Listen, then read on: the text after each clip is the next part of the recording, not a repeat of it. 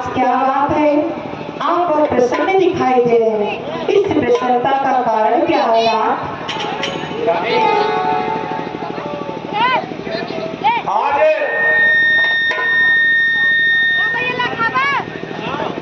हमें बहुत ही प्रसन्नता है। इसका कारण यह है कि अब तक हमें पुत्र रत्न की प्राप्ति नहीं हुई थी। हमारे इस रघुवंश के मार्ग को कौन प्रशस्त करेगा, इसी चिंता में यह दशरथ अपना जीवन काट रहा था। हमारे विचार में आया कि हम चले अपने कुल गुरु वशिष्ठ के पास, अपनी इस इच्छा को प्रकट करें।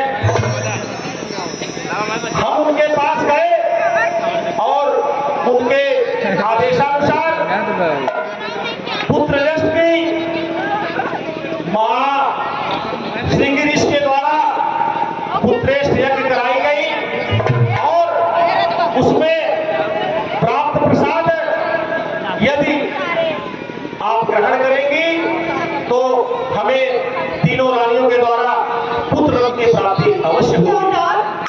यही हमारे प्रसन्न का कारण है रानी। सच कह रहे हैं ना? बिल्कुल सच कह रहे हैं।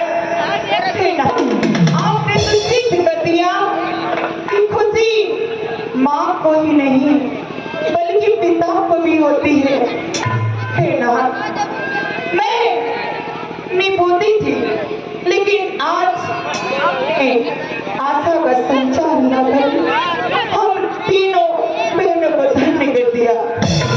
हे नाथ, मैं एक दिन पूजा करने गई मंदिर में और एक झाड़ू मारने वाली से बोली, बहन इधर आओ। तो उसने ऐसे करके मुंह फेर लिया। नाथ, मैं कुछ आगे गई, एक दासी से पूछे कि क्या बात है जो हम लोगों को देखकर ये मुंह फेर ली।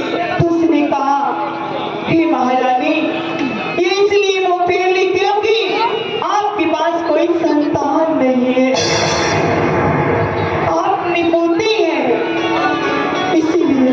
लेकिन आज बहुत प्रसन्नता की बात है नाथ कि हम लोग भी मां बनेंगे। लाइए नाथ।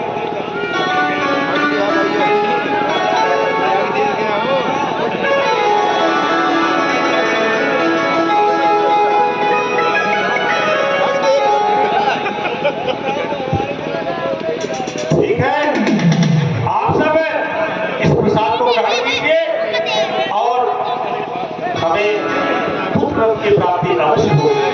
जैसी है ना पुत्र रत्न हो। दीदी, दीदी क्या बात है दीदी? दीदी देखो, हम लोग भी अब माँ बनेंगे।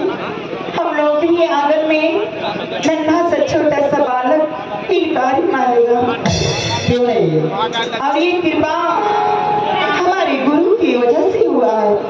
तो आओ जी भाई। पहले गुरु वंदना कर लिया जाए।